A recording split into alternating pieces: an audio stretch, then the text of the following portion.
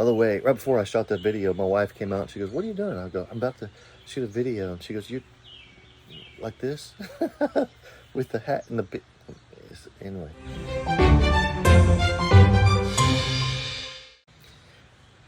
Well, I wanted to share my heart with you on some things. This morning I got up, put on my work clothes. Can't you tell? Got my work clothes on. Yeah, this is one of my favorite places to sit in the entire world. It's my back porch, and I absolutely love it. I'm not even sure, but the birds are so loud. They're just surrounding me, and I absolutely love it. Earlier, I saw a squirrel. He was down below my deck, and he was like doing the army crawl. He was on his belly. He must have heard me praying the rosary or something, and he crawled over here, and then he started jumping, running off. And I've been watching the cicadas, and man, they're all over my porch, and I've been watching them as they come out of their shell and their wings and flying off, and they're like aliens. It's just fascinating and weird. But this morning, as I was praying the rosary, I just felt like the Lord was just kind of encouraging me and some things, and I wanted to encourage you on those things as well. And I want to pull up the scriptures from my phone.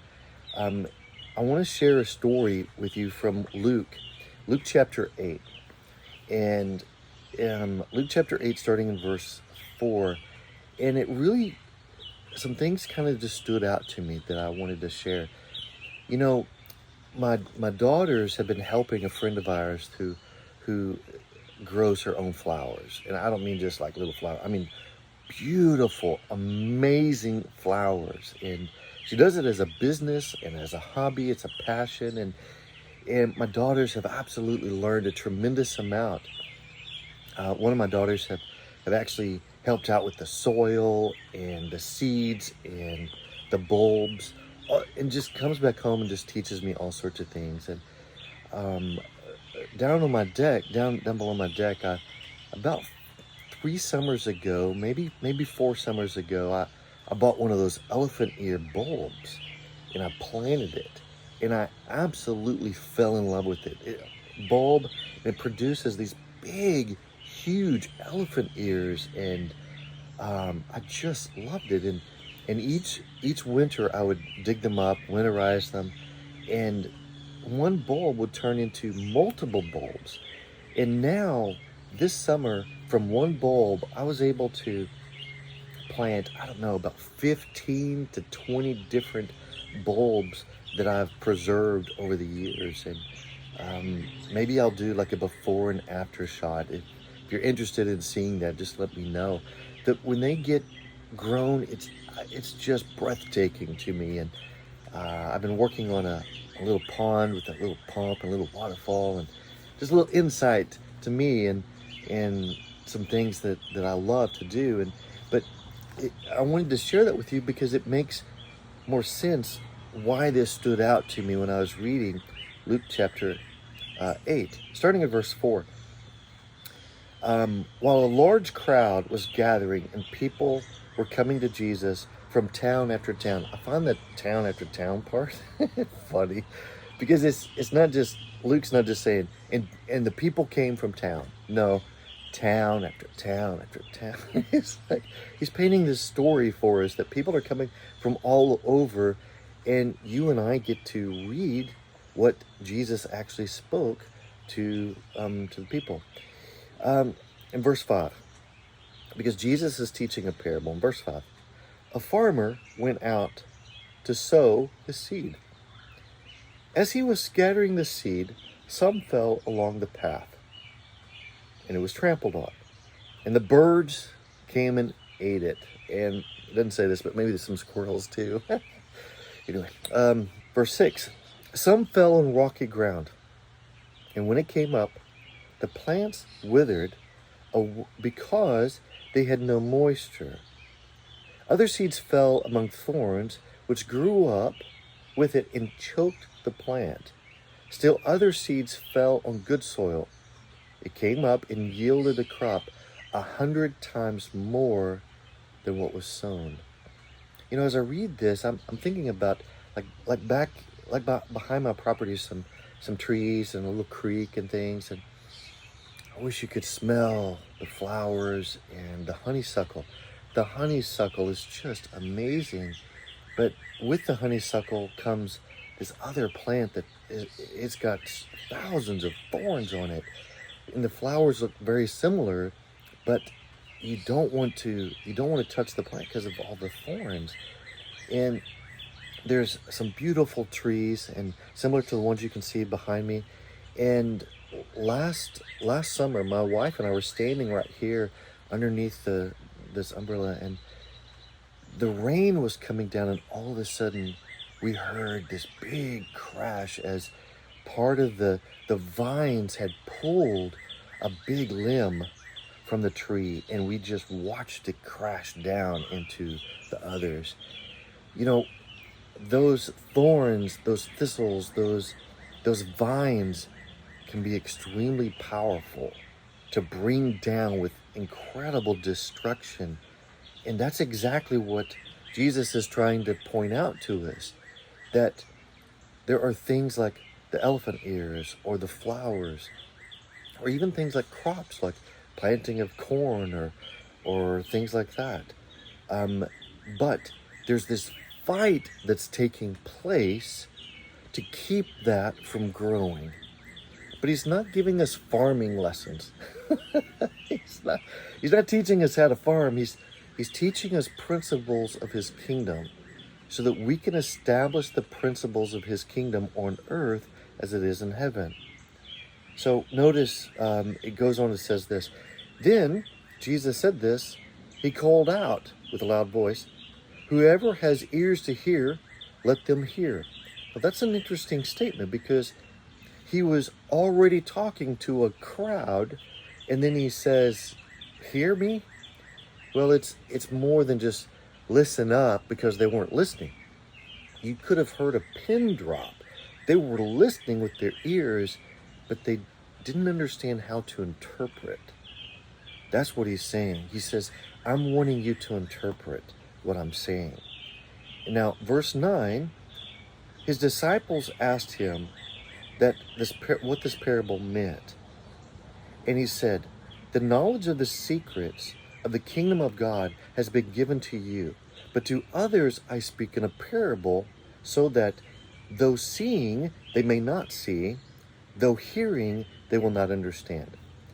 So when we read that, sometimes when we don't understand a parable, we go, okay, well, then I'm not meant and designed to understand and interpret it.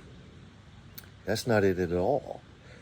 What Jesus is pointing out to the disciples is that you, my apostles, and my disciples after you, they are going to have my spirit so that they can interpret the very things that I'm saying.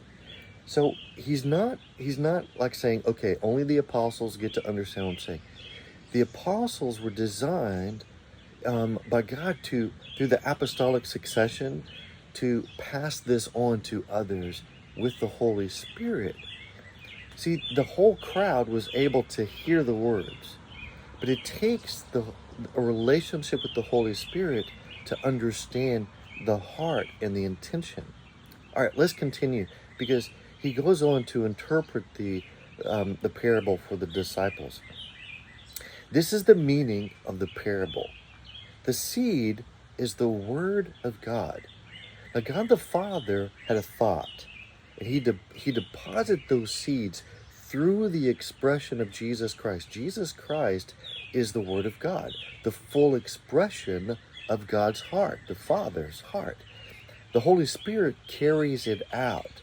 He brings the attributes of Christ into our life, the virtues of Christ into our life. Okay, the seed is the Word of God. Those along the path are the ones who hear. Then the devil comes and takes away the word from their hearts, so that they may not believe and be saved. So in other words, Jesus is teaching us that proper understanding and proper application is very important. But as my daughters are learning, that the soil preparation is very important. The preparation of the soil is crucial, because what they're doing is they're taking out the rocks. They're taking out the weeds, the thorns. They're taking out things that shouldn't be in the good soil. When I dug up my flower soil so I could plant the elephant bulbs, there were some big stones that I had, to take out. And there were some other dead roots of other things that had died that I had to take out. So the preparation of the soil is very important. Verse 13, those on the rocky ground are the ones who received the word with joy when they heard it, but they had no root. They believed for a while, but in the time of testing, they fall away. So in a way, time is the test. Sometimes going through things, a lot of times we just want it to go away. Quick, just go away. But sometimes that testing is bringing that endurance through time. And sometimes the testing isn't to prove that we love God. Sometimes the testing is to prove to ourselves that we can overcome those obstacles, that we can overcome those evil suggestions from the enemy. Verse 14, the seed that fell among thorns stands for those who hear, but as they go on their way, they are choked by life's worries, riches, and pleasures, and they do not mature. Maybe some other things that we throw in there is it's choked out by stress and anxiety and fear. Whew. Ooh. Hey, just keeping it real, because that's what this parable is meant to do. It's supposed to be very practical for us to apply these things in our life today.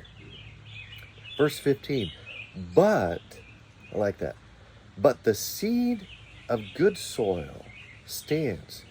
But the seed on good soil stands for those with a noble and good heart, who hear the word, retain it, and by preserving produces a huge crop. Now this is what I was learning, what I felt like the Lord was impressing upon my heart while I was praying the rosary this morning. A lot of times we think about preparing the soil, and we do. We need to cultivate faith in our own life. We need to get rid of those things out of our life. But here's what I saw for the first time this morning is the preparation of the seed. That the seed was prepared by God the Father. The seed is Christ. The seed are the sacraments. The seed that is poured into us, the love, the compassion, the mercy. There is nothing wrong with the seed. The seed is good. The seed is Christ. And we want to learn to receive that seed, that perfect seed, into our life. So that that seed, when it hits inside of our soul, and it's watered through the sacraments, through prayer, through listening to the Lord, through reading the scriptures, and through prayer, and so many other things, that we're watering that perfect seed so that it can do what? Produce 50, 100, or even 1,000 other seeds, so that we can deposit those seeds into the lives of other family members, our business, our parish, and even into our community. Those seeds flow through us because it's a perfect seed. Our part is to prepare the soil, prepare our soul. And Jesus even talks about how the devil is going to try to come and kill, steal, and destroy. And so we need to be vigilant in learning to fight intelligently against the enemy that is trying to choke out those perfect seeds that God intends to deposit into us. Well, I hope I've encouraged you this morning. I'm sitting here in one of my favorite places in the entire world. I had to go to work on my pond and get the some things finished. So maybe next time on the video, you'll be able to hear the waterfall from my pond. If you are interested, hey, just let me know. If this has encouraged you, let me know. If this has helped you to walk in freedom, let me know, because I'm praying for you. So with that, be blessed, be encouraged.